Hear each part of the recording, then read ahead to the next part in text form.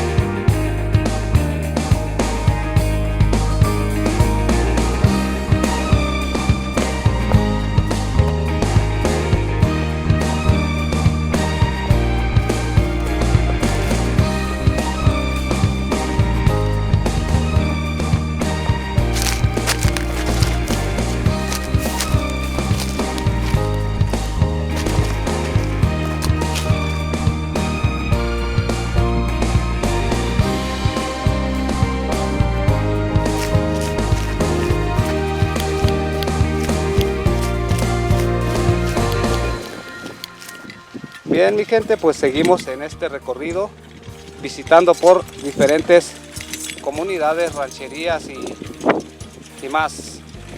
En esta ocasión nos encontramos con esto. Esto es cultivo. Aquí vemos, es para el cultivo de maíz. Bien, amigos, como les comento, estamos visitando esta parte de aquí del municipio de Bocoina, aquí muy cerca de Krill. Entonces, como les comentaba anteriormente, venimos a encontrarnos con, aquí vamos a platicar con Samuel. Samuel, ¿qué andas haciendo ahorita?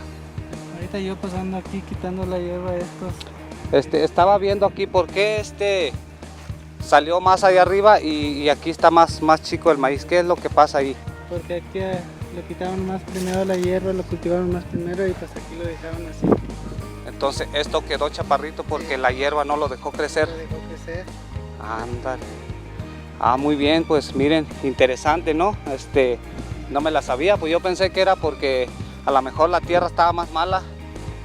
Muy bien, ¿no? Pues mucho gusto, Samuel. Bueno, pues la verdad, nosotros vamos a seguir el camino y pues ahí te dejamos entonces.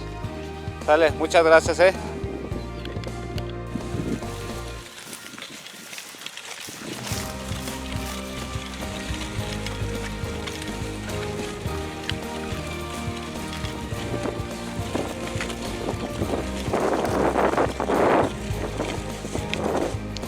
Después de un rato de camino y con lo que vimos, hemos llegado a esta casita. Déjenme les comento que esta casa es donde vivía mi padre, que en paz descanse. Aquí vivía, así es que por lo pronto está sola la casa. Ahí vemos, vamos a ver si traigo llaves de aquí. Bien, pues nos encontramos aquí en este rancho y este es el terreno donde sembraba. Debería de sembrar yo aquí. Este es el terreno.